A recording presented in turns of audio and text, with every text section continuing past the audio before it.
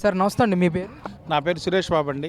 ఏం చేస్తుంటారు సార్? నేను లాయర్గా చేస్తుంటాను గుంటూరు కోర్టులో. కూటమి ప్రభుత్వం అధికారంలోకి వచ్చిన తర్వాత గత 2019 నుంచి 2024 వరకు జరిగిన కొన్ని అవినీతిని బయటికి తీస్తా ఉన్న కార్యక్రమంలో భాగంగా పరకామణి కేసు కానీ, లడ్డు కల్తీ కేసు కానీ ఈరోజు ఇంకా కోర్టులో ఆ వాదోపవాదనలు జరుగుతూ ఉన్న పరిస్థితి. అసలు ఈ రెండింటి మీద ఒక అడ్వకేట్గా మీరు ఏ విధంగా స్పందిస్తారు? గవర్నమెంట్ అండి తూచా తప్పకుండా కక్ష సాధింపు చర్య లేకుండా న్యాయాలను పరిశీలించి ప్రతి సిట్టు చెప్పిన దాన్ని ఎంక్వైరీ చేసి వాళ్ళ మీద కక్షపూరితంగా లేకుండా ధర్మాన్ని న్యాయాన్ని న్యాయబద్ధంగా బయటకు తీద్దామని మన ముఖ్యమంత్రి ప్రీతం ముఖ్యమంత్రి చంద్రబాబు నాయుడు గారికి ఏంటంటే న్యాయం మీద బాగా గౌరవం ఉంది, వెంకటేశ్వర స్వామి మీద దేవుడి మీద మంచి అభిప్రాయం ఉంది కాబట్టి ఆయన నమ్ముకున్నాడు కాబట్టి అక్కడ మనం కక్షపూరితంగా పార్టీ పరంగా చేయకూడదని సిట్టేసి పూర్తి విషయాలు అవగాహన న్యాయం జరిగేటట్టుగా చూద్దామని అందుకని లేట్ అవుతుంది. కానీ పూర్తి న్యాయం జరుగుతుంది. దేవుడే చూసుకుంటాడు, వాళ్ళని గ్యారంటీ శిక్షిస్తాడు కనపడతా ఉంది.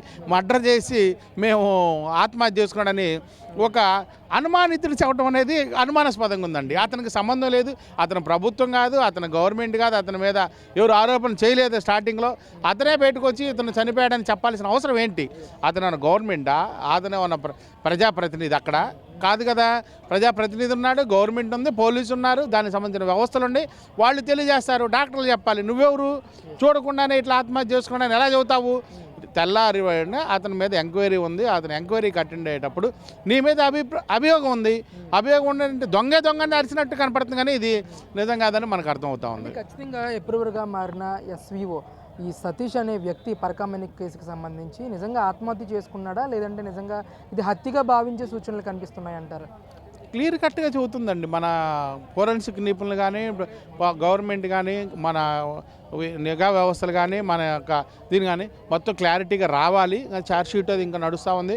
ఆత్మహత్య కాదనేది మటుకి స్పష్టంగా అర్థమవుతుంది. అతని వెనకాల తన్నింది సీన్ రీక్రియేషన్ చేశారు గవర్నమెంట్ కూడా.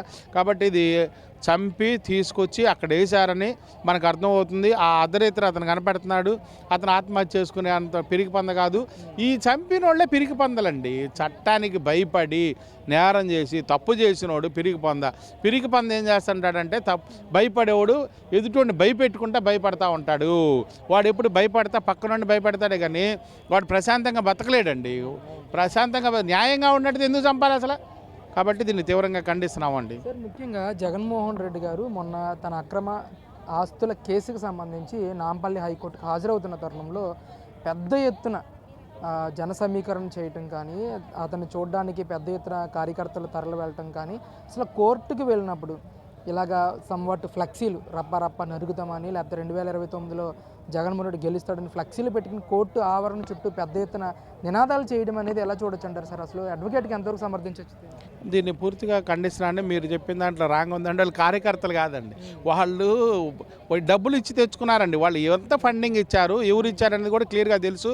బీఆర్ఎస్ వాళ్ళకు ఉండే స్నేహం తెలుసు. కాకపోతే ఏంటంటే మనకి క్లారిటీగా అర్థమవుతా ఉంది ఎవరు డబ్బులు ఇచ్చారు, ఎక్కడి నుంచి కార్యకర్తలు తెచ్చారు, బ్యానర్లు చూసాం. ఇవన్నీ రాంగ్ అండి. కోర్టుని ఎవరు మోసం చేయలేరు. చట్టాలు ఉండయి, చట్ట పరిధిలో చట్టం చూసుకునేది. చట్టాన్ని చేతకానితనంగా నువ్వు తీసుకుంటే రేపొద్దున నువ్వు బయటకు రాలేవు. చట్టాన్ని కూడా ఉల్లంఘించావు. ఇప్పుడు దాకా ఏదో ఇట్లాగా నాకు జనం వస్తున్నారు నేను రాలేనని చెప్పటం అనేది అనాగరికం. నువ్వు ప్రజలు నువ్వు సరిగా చేసుకోలేనంటే నువ్వెట్లా నాయకుడు అవుతావు రేపొద్దున? ఈ బ్యానర్లు ఏంటి? ఎవరైనా స్వచ్ఛందంగా కార్యకర్తలు అనుకోకుండా వచ్చారనుకుంటే కార్యకర్తలు వస్తారు. కార్యకర్తలు ఈ బ్యానర్లు ఎందుకు ముందు అనుకోని నువ్వు రాపించిన బ్యానర్లు తెలియదా? ఏ ఫ్లెక్సీ దాంట్లో రాపించావో తెలియదా? ఎవరు డబ్బులు ఇచ్చారో తెలియదా? ఈ ఫండింగ్ అంతా. కాబట్టి ఇదంతా క్లియర్గా ఉంది. నిన్ను గవర్నమెంట్ ఏమీ వదిలిపెట్టదు. చట్టం పరిధిలో ఉంటావు. నువ్వేదైనా రప్ప 2.0 చేసుకుంటే తెలంగాణ చేసుకో. తెలంగాణలో చెప్పుకున్నావు, తెలంగాణ వెళ్ళిపోయావు, ఇక్కడ లేవు. ఇక ఈ రాష్ట్రం నీకు అసలు సంబంధం లేదు. ఉంటుంది బెంగళూరు, కోర్టులో ఉండేది తెలంగాణ. కాబట్టి నీకు ఆంధ్రాతో ఎటువంటి సంబంధం లేదు. కాబట్టి అక్కడే ఉండాల్సిందిగా కోరుతున్నావు. నువ్వు స్టార్టింగ్ అసలు వెళ్ళంగానే కేటీఆర్కి సమన్లు వచ్చినంటే అర్థం చేసుకోవచ్చు మనోడి యొక్క మంచితనాన్ని. అంటే ముఖ్యంగా కోర్టు ఆవరణలో సీఎం అని అంటూ కూడా పెద్ద ఎత్తున నినాదాలు కూడా చేశారు కోర్టు ఆవరణలో. ఇది ఎంతవరకు సమర్థించవచ్చు అంటారు సార్ దీన్ని? అసలు కోర్టు ఆవరణలో అసలు నినాదాలు చేయటమే తప్పండి, నేరం. దాని మీద కూడా ఒక కోర్టు సూపరింటెండెంట్ చర్య తీసుకుంటారు. కాకపోతే ఏంటంటే వాళ్ళు దీని మీద దృష్టి సారించలేదు, అతను వాయిదాలకు వస్తున్నాడా లేదా దాని మీదే పరిశీలిస్తూ ఉన్నారు. కాబట్టి దీని మీద మన రాష్ట్రంలోకి మన సంబంధం లేదు, కానీ న్యాయ పరిధిలో ఇది తప్పు అనేది మనం తెలియజేస్తూ ఉన్నాం. కూటమి ప్రభుత్వం అధికారంలోకి వచ్చి సంవత్సరాలు కావస్తూ ఉంది. ముఖ్యంగా అమరావతి డెవలప్మెంట్ విషయంలో కానీ, రాష్ట్ర వ్యాప్తంగా పరిశ్రమలు తీసుకొచ్చే విషయంలో కానీ చంద్రబాబు నాయుడు తీసుకుంటున్న నిర్ణయాలు ఏ విధంగా ఉన్నాయనుకున్నారు ఒకసారి అడ్వకేట్? మేము చాలా హర్షించదగ్గ విషయాలండి.